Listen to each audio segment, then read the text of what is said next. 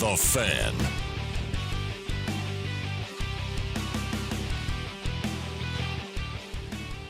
Hello, welcome back to the Full Court Press on a halfway through the week Wednesday, March 25th, 4:01, your kickoff time. I'm Ajay Salvesen. Grateful to have you joining us wherever and however you are doing so here on 106.9 FM, 1390 AM, and if you're streaming on 1069thefan.com. You can also find our previous and past episodes and interviews on our podcast platform of Stitcher, iTunes, and Spotify. Just type in the Full Court Press. Eric's name, my name, or whatever, the interview you're looking for, and you should be able to find it. Kind of an empty time, right? We're still getting through this whole coronavirus situation. I know that there was hope that because baseball was supposed to start today, right? Opening day was today. And then they said 2 weeks. Now we're probably looking further than that now, maybe even into May, if not June. An interesting idea was brought up by an agent, a well-known agent, who had this monumental idea, but there's no really realistic way to make it happen. We'll get into what we're talking about here later in the show. You'll also hear from our replay interview for the week, or for today, will be Stew Morrill, a former Utah State coach who I got to sit down with and chat with for about 30 or so minutes. You'll get to hear the whole entirety of the interview, and we'll play that for you, and hope you enjoy that. And then at 5 o'clock, we'll have Ross Peterson. Now, Ross Peterson is a historian in Cache Valley sports. Athletics, athletes, he knows them all pretty darn well, according to Ross. So, but he does a great job, and he does have a really good memory. So that'll be fun to be able to kind of reminisce about some of the athletes that he's been able to see come through the valley, the great ones, past and present.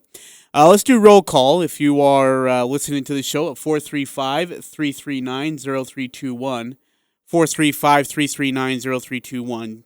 Text in, let us know how you're doing, where you're at, how you hanging on. Make sure you're doing all right. Again, it's just one of those dead times, and it's kind of a sad day. Like I said, opening day baseball usually is a really fun day, right? Everyone gets excited. It's the first day, I guess, really officially the first day of spring for us sports fans when baseball gets underway, and so. No baseball, at least not until most likely May, if not later than that. And then, of course, high school sports here in Cache Valley, in fact, all over the state, was canceled officially for the spring, erasing all the seniors' last chance to be able to dress in uniform and play. And that's extremely unfortunate, but it's understandable why. Hope you're all staying safe out there. Again, just remember, stay away, stay home. Don't avoid large gatherings and big groups. Just don't do it. Don't need to. But again, hopefully you're all staying safe out there. All right, so let's start off with a couple of news and notes before we get into to Stew Morrill here, which we'll probably do in about the second segment based on how long the interview is in itself. But there's, yesterday we were talking about classic uniforms, and there was a rule from the NFL that teams who had a different logo on their helmet could not wear that helmet. So, for example, the Patriots, right? I'm a diehard Patriots guy. They had Pat the Patriot, and he was in the center stance, right? It was sweet, and I love the uniforms. And when they every now and then would go to the throwback, Thanksgiving Day, and a couple times I think versus the Jets, they did it. And then the NFL put a kibosh on it. Now there's a helmet rule change again. And they're going back. And they said that for the 2020 season, according to Brian McCarthy, who's the league spokesman, there will be no change for the 2020. But there are ongoing discussions for a potential change for the 2021 season, but no decisions have been made. But they're considering to change its one helmet rule, allowing teams to use more helmets, to use more uniform. And why not? I don't get what the big deal is. I don't know why we're all making such a huge issue out of it. For example, the Tampa Bay Buccaneers, those creamsicle uniforms. I love those things. I love classic uniforms. They should allow the rollback. Bruce, the Tampa Bay Buccaneers coach, Bruce Arians, he agrees. Many players from the Patriots want those uniforms back. The Denver Broncos I know they have the color rush uniform of that old Denver logo with the D and then the Bronco in between it.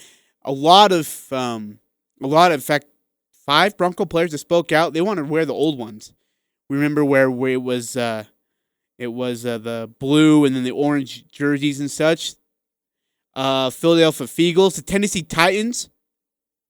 Did I say Philadelphia Eagles? Sorry, Philadelphia Eagles and the Tennessee Titans, who I believe they would have the old Oiler uniforms. And then the Philadelphia Eagles, I'm about to say Eagles again. Philadelphia Eagles have the old yellow jerseys. It was a yellow helmet. This is way back in like 1935. But they had that yellow helmet with the blue wings on it. I'd love to see the old uniforms come back. I don't know why they put a ban on it in the first place. I still don't get that. So yes, please, bring the old uniforms back. Now for a touch of bad news. As we all know, this coronavirus is spreading, and it's doing so pretty quickly. And one player, his family has actually been affected, and more specifically, it was his mom who was affected, and that is Karl Anthony Towns. And in fact, Karl Anthony Towns here is talking about the announcement of his mom. I'll let him speak here. This is Karl Anthony Towns just this morning as he released his video. Give you an update of where I'm at. So I was told early last week my parents weren't feeling well. My first reaction to her was to go seek medical attention immediately. There's no reason to wait. Just go to the nearest hospital. And after a couple days of not getting and showing any signs of improvement, I was very adamant on the first day to go to a hospital and seek further evaluation. Specifically, me and my sister, I told her she needs to get checked for corona. I don't think anyone really understood what it was, with deteriorating condition. And, so she kept getting worse. And the hospital was doing everything they can. I was doing everything I could. Still am. And she just wasn't getting better. Her fever was never cutting from 103, maybe go down to 101.9 with the meds, and then immediately spiked back up during the night. She was very uncomfortable. Her lungs were getting worse. Her cough was getting worse. She was deteriorating. From her eyes. We always felt that the next medicine would help. The next one would help. This is the one that's going to get it done. This mixture is going to get it done. They released my dad with mandated quarantine to be at the house. He stood at the house for, he's still there today. But my mom wasn't allowed to leave. Both of them had got tests. Both of them didn't get the results, for a long time. And we all assumed my mom had COVID-19 due to just the symptoms she was exhibiting, and she was deteriorating daily. And the day that she was feeling great, we talked, and she felt she turned the corner. I felt she was turning the corner. I knew there was more days to come, but I felt that we were heading in the right direction. And they said that she went sideways, and things that went sideways quick, and her lungs were extremely getting worse, and she was having trouble breathing, and they were just explaining to me that she had to be put on a ventilator, and she was getting worse, and she was confused by everything, and I'm trying to talk to her about everything, and encourage and stay positive, and just talking through everything with her. I talked to her before she went there, told her I loved her. Every day I always told her how much I love her. she was telling me things that I didn't want to hear. So I dismissed some things she was saying because it wasn't something I want to hear. It came to a point where, it's difficult. It's been very difficult for me and my family, to say the least. She's the head of our household. She's the boss. She's been in a medically induced coma. Since that day, I haven't talked to her. Haven't been able to obviously communicate with her. I've just been getting updates on her condition. It's rough, and day by day, we're just seeing how it goes. And we're being positive. I'm being very positive. So I'm just keeping the strength up for everybody in my family to only make this video so that people understand that the severity of this disease is real. This disease needs to not be taken lightly. Please protect your families, your loved ones, your friends, yourself. Practice social distancing. Please don't be in places with a lot of people. Just hide your chances of getting this disease, and this disease is not. It's deadly. It's deadly, and we're gonna keep fighting on my side. Me and my family, we're gonna keep fighting this. We're gonna beat it. We're gonna win. I hope my story helps. I hope my story gives you the correct information. So my love to all your families. Praying for every single one of you guys. Keep everyone in my thoughts and my prayers. That's Carl Anthony Towns talking about his mother, Jackie, who is now in a coma and on a ventilator with COVID-19 situation around it. Now, Carl Anthony Towns did not come out and say in the video whether his mother, Jackie, had been diagnosed with the virus from COVID-19 itself. But only that his mother has been struggling, having trouble breathing, and that she was obviously confused. In fact, he mentions a couple times, if you heard it, that he said that she was saying some things, and it was disturbing for him as a son, and that he couldn't handle it, and so he went out and he pleads in the video for those around him to be safe from this COVID-19, stay away from the situation, don't get in large groups. He pleads to the people to be smart about the situation. Our thoughts and prayers go out to Carl Anthony Towns, his family, and especially his mother Jackie, and the best wishes. That's a strong, that's a hard situation to go to, or at least to be going through at this time with COVID-19 all the way around it. At the end, again, he says, quote, "My mother is the strongest woman I know. I know she'll beat this, and I know that we will get through this."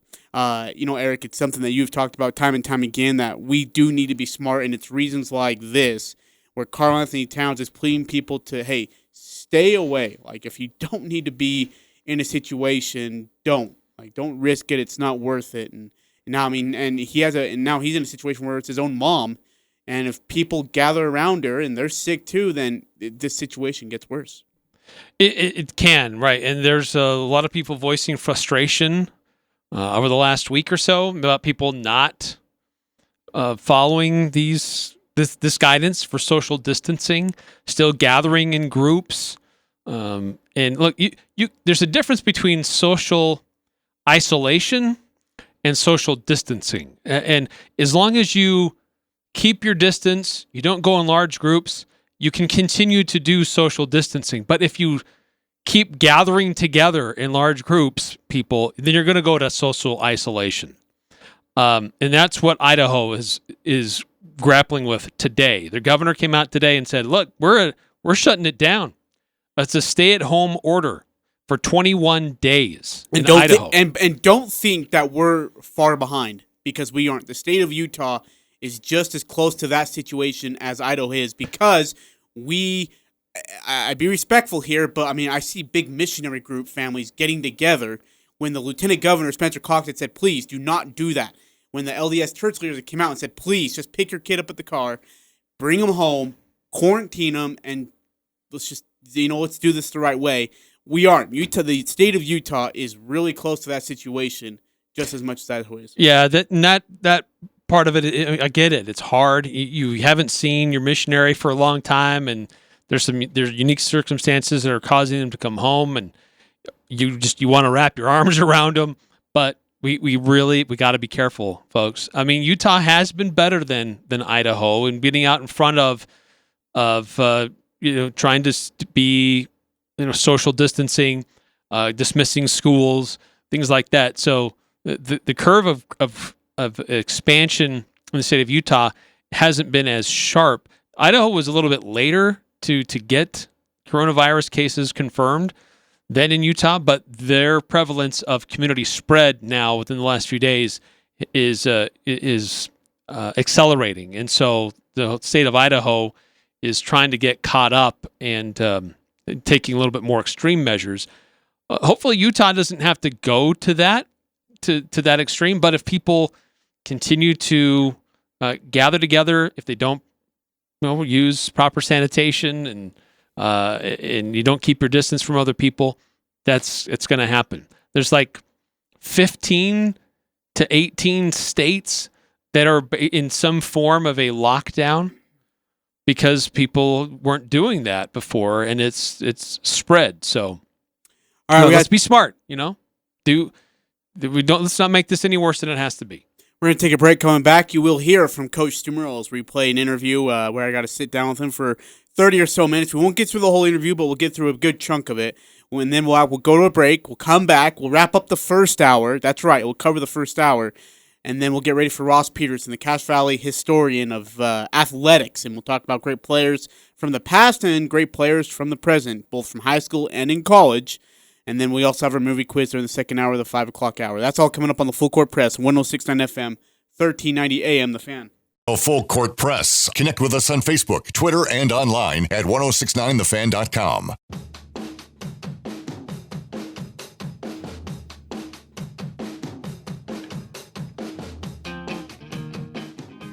Ajay Salvesen on the Full Court Press alongside Eric Frandsen. All right, let's just get right to it. Stew Morrill joined us on the Full Court Press in February during a celebration of Aggie teams of greats, and it was a really fun week for both Eric and I. A lot of great interviews, and this for me was a huge highlight of being able to watch Stew Morrill walk the sidelines and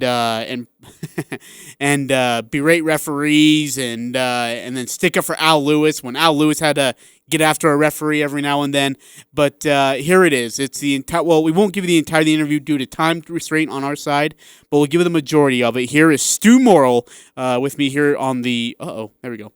With me here on the Full Court Press.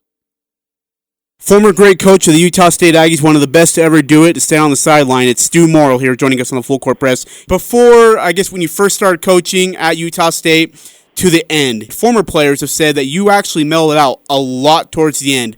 Is that true? And if so, why is that? Oh, I think it's true, and I think the nature of kids nowadays was part of it. You're dealing with a different type of young man, not better, not worse, but just different in terms of how they want to be approached and how much coaching they will take. And coaching has to be in the right form, I think, for the modern day player. And I think also as a process of, aging and having coached for a long time and all of that kind of went into it. You get a little older, and I guess you gain a little perspective. But I always thought Utah State would be my last job. I had coached it, as you know, I had coached at Montana and at Colorado State. And when I came to Utah State, I said this will probably be my last coaching job, and didn't know that I would go as long as I did. 17 years was a lot of fun, and a long time to be at one school nowadays. So I feel very fortunate to have had the career that I had, and it is really a lot of credit. Most of the credit should go to all the good players I had. And to walk away from coaching on your own is really hard to do anymore. And that's something I wanted to do and have it be my decision. And there's never anything but good feelings about Utah State. Coach, when you decided to, or when you stepped down, when did you make that decision? Was that before the year started? Was that in the middle of the year? And how did that all come about? I announced it in early January. We'd actually won at Boise State. David Collette hit a shot at the buzzer, and we won that game. And I was really glad that I was announcing it after a win, so some people didn't think that I was just tired of it all, depressed that we lost, that kind of thing. But I had been thinking about it all for for a year or two as to the timing and when I might want to do the announcement. And I just felt like it was good for everybody if I let it be known early that this was going to be my last season. And for me, it just made a lot of sense. And some people thought shouldn't have been done till the end of the year, but as the old song says, sometimes you get to do it my way, and that's what I was able to do. Did your players know before the season, or did they not know until you announced it? That's one thing I regret. As you have alluded to off air, I'm not the most technological savvy guy in America, and so I planned on telling my players before practice, before it was really out there, and it got out that morning, and they were a little perturbed that I hadn't told them because we had already moved ahead on it, and I explained to them what had happened, and they were great about it. But yeah, it's not something that you want to put out there too early. You just want to do it when you're going to do it. What's retirement life like now for you? What is Coach Morrill doing? I mean, you rock climbing? Are you? People ask me all the time, what are you doing in retirement? And I just look at them, and most times I say this, Ajay, I say I'm doing whatever I want. And that's the freedom of retirement. You can get up every day and plan your day or not plan your day and decide what you're going to do. The reason we moved back to Colorado was 3 of my 4 kids are here, and we're about to have our 11th grandchild, and 9 of 11 are in this area, so it just made sense. We stayed in Logan. We love Logan. We stayed there for 3 years after I retired, and then it just made sense that we moved back here, and we're enjoying it. It's a nice place to live. It helped that we had lived here before. Do you visit Utah often back, or you stay in Colorado for the most part? We get there, a few times a year if things go right. For one thing, we have a son in Montana, our 4th child, and it just makes sense to go through Logan and see some people stay there for a night or two on our way to Montana. So that usually happens a couple times a year. And, and whatever brings us back, we're hoping to be here for the reunion this weekend, weather permitting, and I stress that because I don't, at this stage of the game, driving through Wyoming and risking my life doesn't make a lot of sense. Oh, it's brutal. To me. Yeah, so, and I've done it enough times that I know exactly how it can be. So we'll see what the roads look like. But we're hoping to get there and be part of the reunion of 4, as I understand it, 4 championship teams. And Yep. 2 of them were ones I coached, and it would be fun to, I don't know how many of those kids are coming back, but whoever does, it'd be awesome to see them. Well, let's get to there. 1999-2000 is one of those teams, and this was a very, very good basketball team. Ended up getting to the NCAA tournament, loses to Connecticut. What do you most remember about the season? In fact, if I remember right, didn't you guys play a nationally ranked Florida team and barely lose? Is this the same year? Yeah, we were. I think we were in Maui playing in that team in that tournament. And it was a who's who of college basketball, and we were kind of the late add to that event. And I made the comment in the press room in the news conference before the tournament that all these teams have McDonald's All-Americans, and I got a few guys that have been to McDonald's, and people got a kick out of that. But our guys played great. It helped spur us on to the rest of the season. We had a shot at the buzzer to tie or beat Florida, didn't make it. They were, I think, 4th in the country at the time.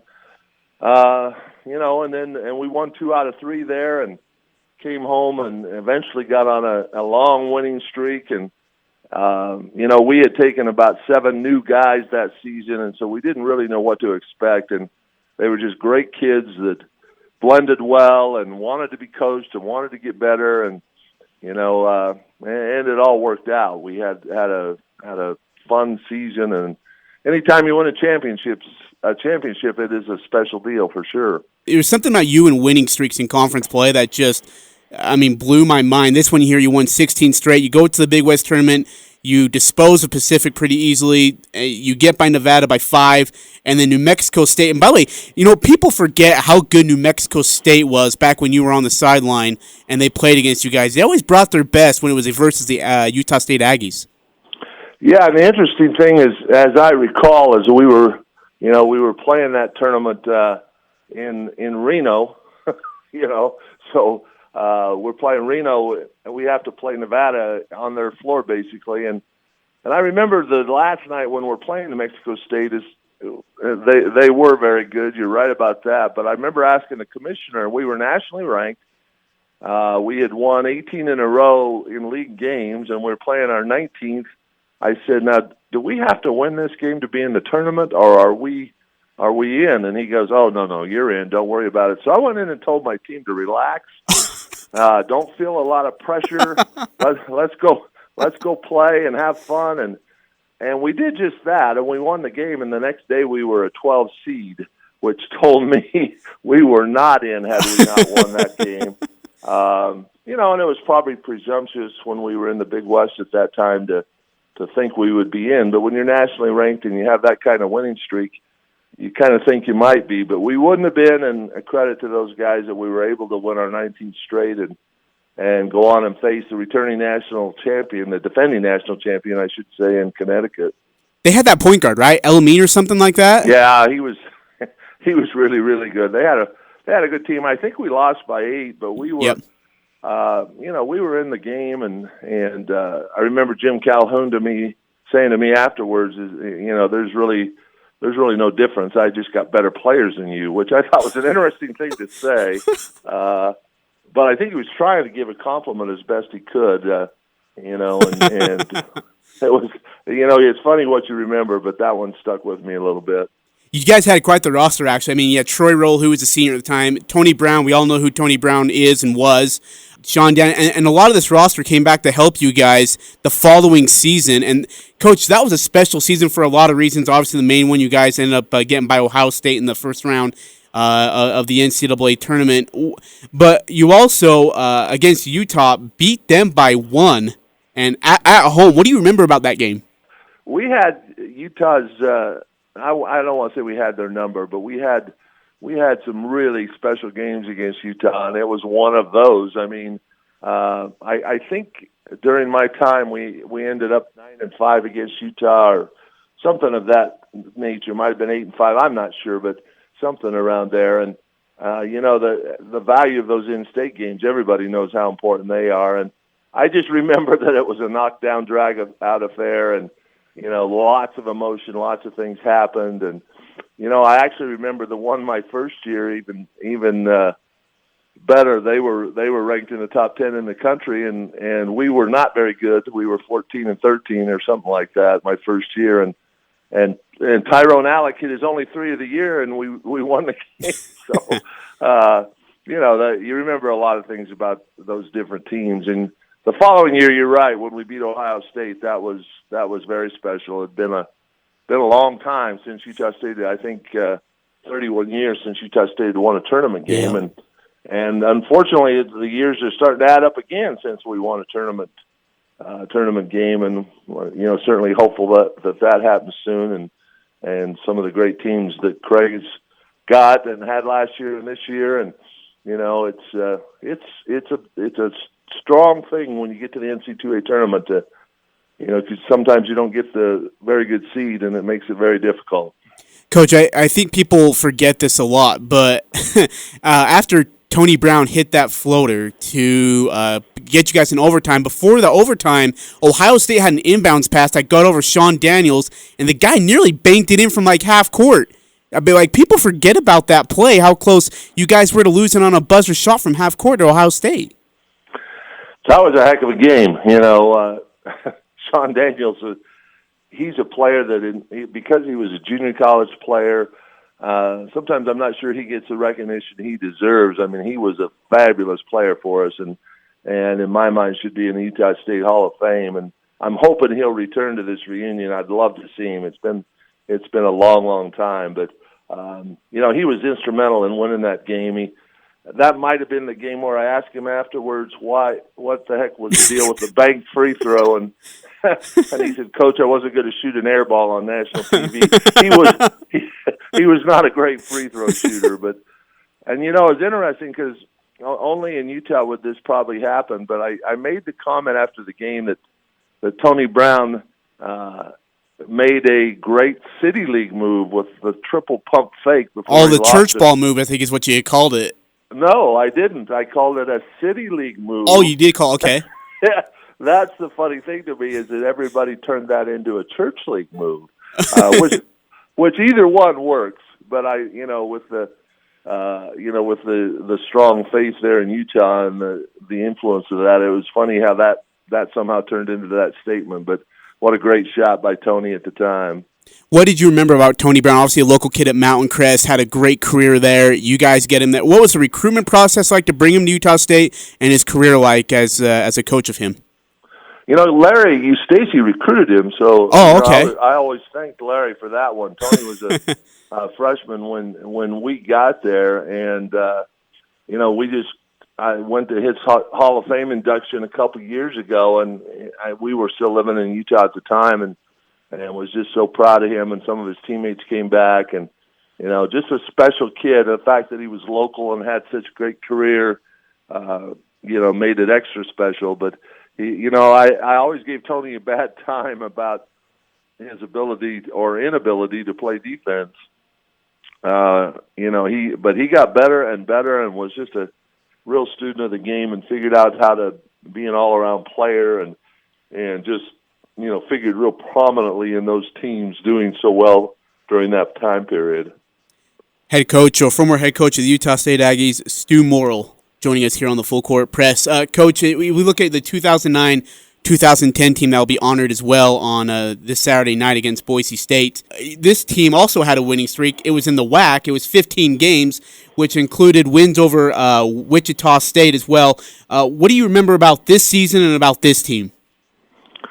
That was when we had changed leagues a couple times during my coaching career, and one of the adages in coaching is when your school decides to move up in terms of a league move, you should probably try and find another job, because oftentimes that leads to the head coach being terminated, because it's an adjustment anytime you step up a league. And we did it a couple times while I was coaching, actually from the Big West to the WAC, and from the WAC to the Mountain West, of course. And the time frame with that 09-10 team, we won 4 straight WAC championships, and that is something that will always be really special to me. One of them we tied for the first one, but we won the next 3 outright. We went to 3 straight NCAA tournaments.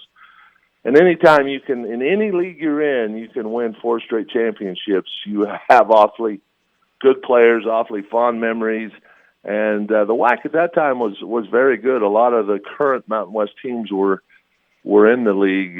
San Diego State was not, but almost all the rest were in the WAC at that time. So, those teams get bunched together in my mind, because a lot of those kids were on 3 of those teams, and we just had a great run. I do specifically remember the game against Wichita State, because they were nationally ranked, and we got them in bracket buster in the Spectrum. And you talk about a crazy atmosphere, and one of the all-time fun games that we're able to win. And we had during my coaching career, we had 2 at-large berths to the NCAA tournament, and people understand how hard it is to get in that large berth. And one of those teams lost to New Mexico State in the tournament and in the conference tournament, and still got into the NCAA tournament. So, all of those teams during that time period where we were able to win the WAC 4 straight times, they were very highly thought of and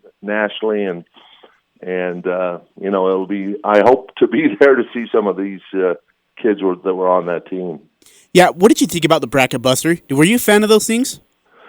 I was not, and should have been. It ended up being something that really helped us. As people who follow basketball know, it's really hard to get home games, especially if you've had success and you're a mid-major. And Bracket Buster allowed us to have some good teams come play in the Spectrum, and was very instrumental in helping us get in a large berth, I think 2 times. So, some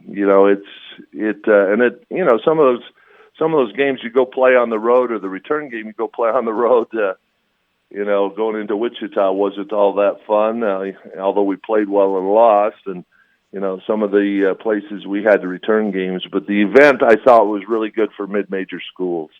During this season, in fact, almost like in the era of this time, you coached some special players. J.C. Carroll was one of those guys. He was not on this squad. He had just graduated, but in comes Jared Quayle, 6'1", but averages 12.5 points, just over 6 rebounds, and 4 assists. That kid is so underrated in Aggie lore because he wasn't J.C. Carroll, and he had just had to come right after him, but was such a special basketball player. Jared Quayle was a huge part of us winning championships and going to the NC2A. Funny story how we got Jared. He was a local kid that nobody really offered him a Division I scholarship, and he went to junior college. And my assistants had seen him a lot in the summers. He'd come over and play with our guys, and he's tearing it up in junior college. And I told one of my assistants, you need to go see him. And he came in and he said, I can see him or this other kid. And I've also already seen Jared, and, he's not quite good enough, coach, and I want to go see this other kid. And I said, no. You're going and seeing Jared Quayle, the local guy. Let's make sure. And he was sitting in my office the next morning when I arrived about 8 a.m., and he had kind of a sheepish look on his face, and he said, Coach, you were right. That kid's really good. So, sometimes you get fortunate in the decisions you make. And Jared, of course, had followed Utah State basketball as a little guy and wanted to be an Aggie, and it was one of those easy recruits that you get. A lot of times recruiting is really, really hard, but then you have the Jared Quayles or the Nate Harrises of the world. Nate Harris just, when I explained everything to him, he said, yeah, okay, I want to come. And, when you get those kind of players that are that good, that were that easy to recruit, and like I say, a lot of times they're local, it's a really fun deal. You've also coached a lot of special big men. You mentioned Nate Harris, Gary Wilkinson, Spencer Nilsson. Ty Wesley became an All-American. I don't know if you ever know how good they're going to be. Gary was an All-American too, Gary Wilkinson. And again, I'm a junior college guy, so you oftentimes hear me sticking up for Sean Daniels or Jared Quayle or Gary Wilkinson, because it's harder for them to get sometimes the recognition from the school when they're all said and done, because they were only here for 2 years. And,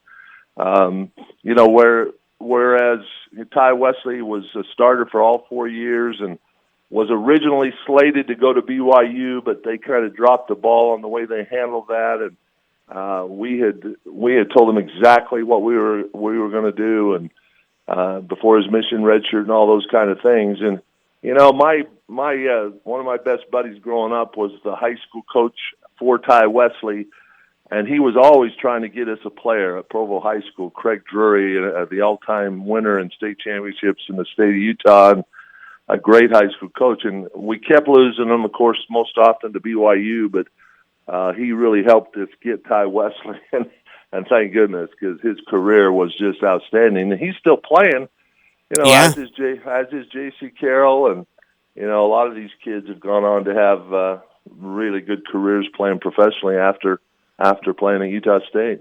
J.C. Carroll has said that he's going to be retiring after the season is over. What do you remember about J.C. Carroll? What made him such an elite basketball player in your mind? Well, I don't know that I've ever had a guy that had a motor like JC had. I mean, the guy never got tired. I always tell the story. He came back off his mission, and we always run the Aggie mile to time guys, see what kind of shape they're in, and usually missionaries are at the back of the pack because they haven't been able to work out for 2 years. And JC ran a 4-something mile. It was incredible, and I remember him as a player.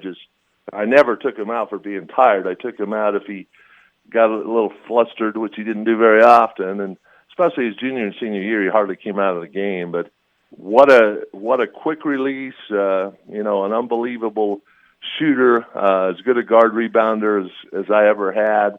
Like Tony a little bit, he had to get better defensively, but he averaged 22 points his senior year and just had a fabulous career and great athlete. And a lot of people missed on him, and we were fortunate he ended up at Utah State. Coach Morrill joining us here on the Full Court Press. Coach, I hate to ask you this. As many successful seasons as you had here at Utah State, you had so many heartbreaking losses in the NCAA tournament. Is there one that stands out to you that you really want back so badly? Yes. The one that will always haunt me that I still have nightmares about is Marquette. Oh. We were playing in Boise. We were up in that game in a position to win going down the stretch. And were you up 6 with like a minute left or 2 minutes left? What was it? It was like 2 minutes to yeah. go. We were up 6, and we did a good job defensively. They shoot an air ball. Had it hit the rim, we'd have probably rebounded it and had a chance to go up 8 and run some clock. Instead, shoot an air ball that grazes the rim, falls in their hands. They score it. Now they're only down 4, and they go on to win the game. And that one haunted me. I mean, I sometimes chuckle because a lot of people say, well, and you get, the longer you coach, the more you're able to block out what a lot of people think that want to have negative thoughts. But, we lost a lot of games in the NCAA tournament, but we were playing the who's who of college basketball. Yep. We were a 15 seed or we were a 12 seed. 12 seed, we always had a chance. I think we were actually an 11 seed when we played Marquette.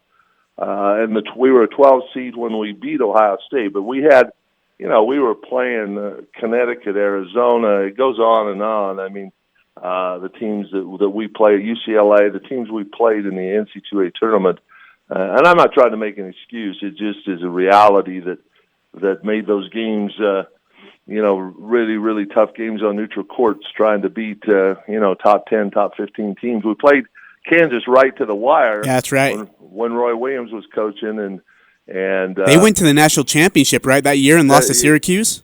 They got all the way to the finals that year, and Troy Roll, I think, actually had a shot to send that game into overtime that we missed, and but it went right to the wire, and they had a ton of pro players on that team, and so for the most part, our guys represented very well. You'd like to find a way to win a few more, and that is always something you'll feel a little bit bad about. But we did get there 8 times, and that's not easy to do. Do you still have a little bit of bitterness toward the committee for always? I just feel like they always screwed you guys on the seeding.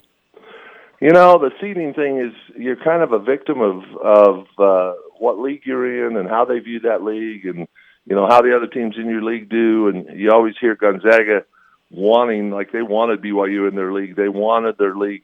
They challenged the other teams in their league to get better so that they can get, better seeding in the NCAA tournament and so forth. But I don't know if I got so used to it that I just shook my head most of the time when our seeding would come out. That last championship team we had that went to the NCAA tournament, most people thought that we would be, a 7 or an 8 or at the most a 9, and then again we ended up, I believe, at 12. So it's just the way it was, and when you got to the NCAA tournament, you were dang proud to be there, but it quickly changed into let's see if we can get something done this year, and you'll always feel a little bit bad that we didn't win more games in the tournament. Do you still stay in touch with Randy Ray? Yeah, I just saw him the other night. They were here playing Northern Colorado. Went to dinner with him and went to his game. Unfortunately, they didn't play very well and lost. But Randy was a long-time assistant. I had assistants with me a long, long time, and I always told people, well, I let them play golf in the off season. That's the only reason they stay with me. I had Don Verlin a long time. Randy Ray 13 years. Don Verlin was like 15 years. Tim Duryea was at least that long. Might have been 14, 15 years. So I was very fortunate. It gave us great continuity throughout the many years we were there. I remember because I would always ask you, and I listen on the radio. He would always ask you about about Randy Ray, and every time you get emotional and choked up, and just it meant so much. Some of these coaching staff members meant so much to you. Well, you're in a very competitive profession, and it's a profession where they don't hesitate to send you down the road and bring in a different staff, and you get guys that live and die with you day to day, and it becomes their program as much as it is your program as a head coach, and that's what you want. And I had those guys were all very special that way. And Randy, I hired Randy out of basketball camp here at Colorado State. The great Boyd Grant told me, hey, there's a high school coach you might want to go watch if you got a position for him on your staff. And I went over and watched his team in camp and watched his enthusiasm and his knowledge, and obviously that's all proven out. He's been a very, very good head coach as well as all the years of being an assistant. All right, that's our interview with Stew Morrill. There is more to it. If you want to find that, you can go to the podcast platform of iTunes, Stitcher, or Spotify and find that. You can type in Stew's name, my name, the Full Court Press, and or even Eric's name. It will be there for you. What a great experience that was for me to be able to talk to Coach. Again, someone who I always enjoyed watching, especially his basketball teams. When they came onto the court, it was all business. No matter who they were playing, no matter where they were playing, they always felt like they had a chance. And in those NCAA tournament games, as he said, they did play the who's who of college basketball, and more often than not, those opponents got the very best and much more than they possibly can handle. All right, coming back, we'll close up the first hour. Ross Peterson will join us at the top of the 5 o'clock hour. We'll talk about some Cache Valley greats, past and present, high school and college. That's all on the Full Court Press, 106.9 FM, 1390 AM, The Fan. The Aggies, Jazz, high schools, even the Pee Wee's T-ball team. It's the Full Court Press on Sports Talk Radio, The Fan. Eric Frandsen there, Ajay Salvesen here, 106.9 FM, 1390 AM, The Fan, 1069thefan.com if you're streaming. Grateful to have you join us wherever and however you are. Hope you're having a wonderful day and hope you're staying safe from the situations that have abounded us that we've talked about ad nauseum. Big thanks again to Stew Morrill for taking the time with us a couple months ago, or actually just last month, and to share his thoughts. Eric, it's fun listening to Stew. One of the greatest coaches. He was underrated in basketball. And a great storyteller. Oh, yeah. I always loved Stew at his press conferences when he met with the boosters and the fans. Because he'd be up there telling stories, people would ask him questions, and he was so entertaining. So entertaining. Who does it better, Craig Smith or Stew Morrill? Well, I got to go with Stew, just because there's more of a body of work. Yeah. And just the way he would spin stories and make everybody laugh. He was a jokester. Yeah, he really is good at, and you knew it was sincere and genuine. And I'm not saying that Craig's not genuine, because he is. He's a sincere and genuine nice guy. But the way that Stew would tell a story and sometimes hold it to be bitter it was just funny. And I loved it. And again, that was an absolute honor and blast to talk to him. All right, coming up, second hour, Ross Peterson will join us to talk about the history of Cache Valley athletes on the Full Court Press.